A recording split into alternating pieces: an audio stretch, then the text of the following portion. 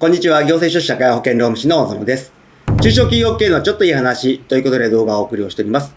今回は助成金補助金の中でよく使われる助成金でありますキャリアアップ助成金について解説をしていきたいと思います。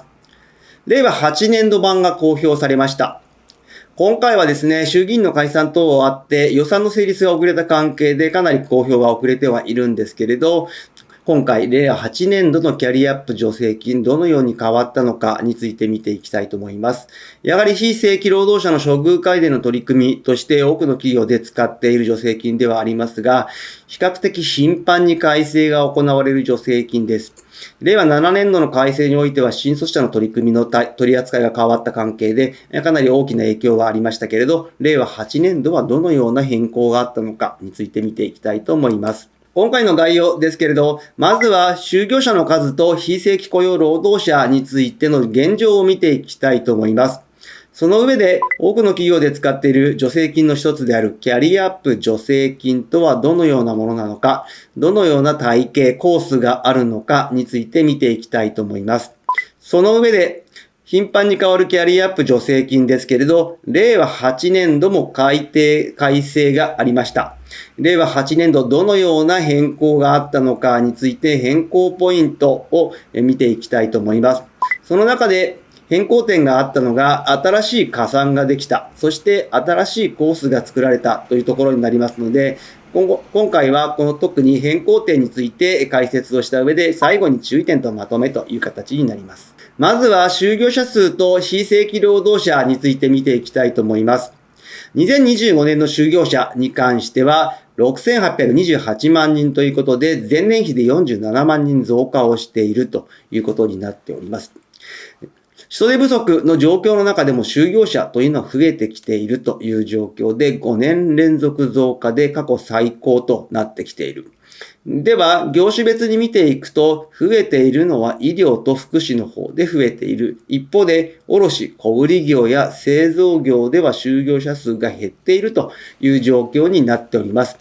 やはり大きな要因としては、女性や高齢者の就業率がアップしているといったところ。ただしですね、就業者の数は増えていても、やはり依然人手不足、完全失業率は前年と同じで 2.5% のままという状況になっているので、就業者が増えているものの働く場所や仕事が増えているということで、結果として争奪戦で人手不足になっているという状況になっている。これはですね、人口減少による人手不足というのをまだ大きく反映していない。まだ労働市場に参加できる人が積極的に参加をしている状況で就業者が増えている状況ではあるので、労働人口に関して今後人口減少の影響を受けてくるのはこれからと考えられております。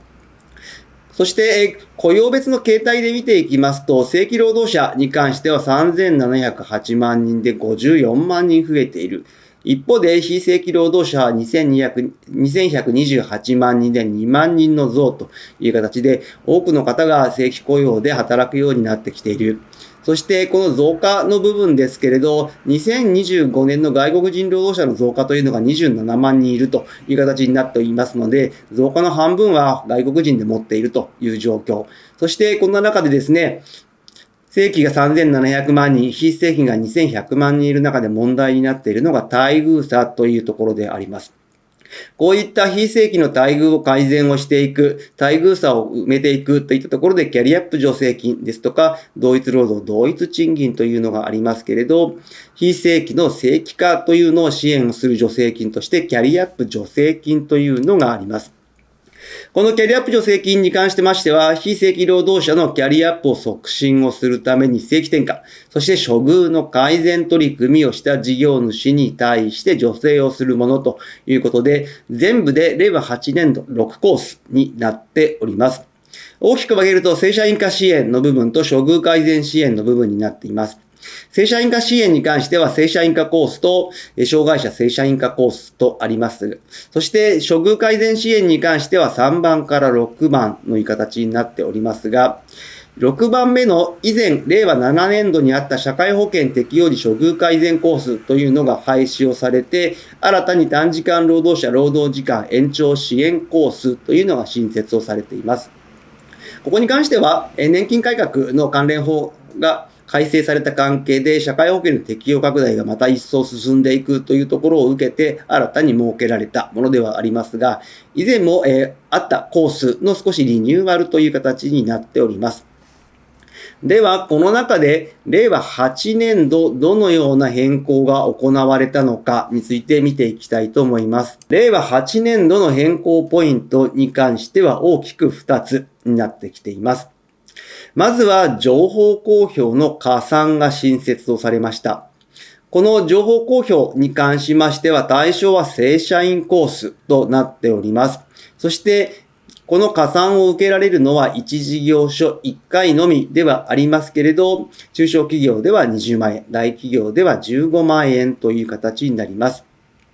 この情報公表に関しましては、やはりですね、非正規雇用労働者の処遇改善に向けて、企業の自主的な情報公開を促進をしていくということで、正規転換にかかる所定の情報をウェブサイトに公表することによって加算をもらえるというものになっております。そして公表の期間に関しては、支給申請日から少なくとも支給申請事業年度の終了までとなっております。公表場所については、自社のホームページ、もしくは職場情報総合サイト、通称職ラボと言われるところですけれど、こちらで公表をするという形になっております。自社のホームページで公表が難しい場合、もしくはホームページを持っていない場合は、職ラボを使っていただく形になりますけれど、こちら公表する際には企業の登録が必要になってきますので、登録にあたって事前の審査が必要になってきます。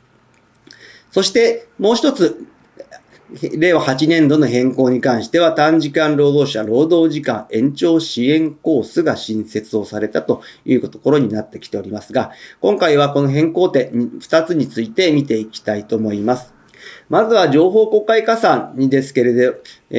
どのような内容かと言いますと、大きくは3つの情報を公表しろという形になっております。まず1番目は転換制度の概要、そして2つ目は3カ年の転換実績、3つ目は3カ年の転換平均期間と最短での転換の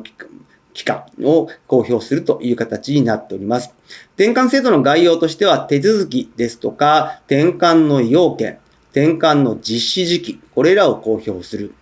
また、3カ年の転換実績ということで、何年度は何人、何年度は何人という形で3カ年度の部分の転換の実績数を公表する。そして3カ年の転換に関しての平均と最短ということで、平均の転換期間、そして入社から転換までの最短の期間はどのくらいだったのか、これら大きく3つの項目を公表していただくという形で、情報公開の加算がもらえるという形になりますが、対象は正社員化コースのみという形になっております。そしてもう一つコースとして新設されましたのが短時間労働者労働時間延長支援コースと言われるものですけれど、こちらはですね、対象は短時間労働者が対象になっております。そして1年目、2年目と取り組みがありまして、1年目に関しては新たに社会保険に加入して、さらに労働時間の延長の取り組みをした場合、そして2年目はですね、労働時間をさらに延長するか、もしくはキャリアアップのための取り組みをした場合にもらえるという形になっています。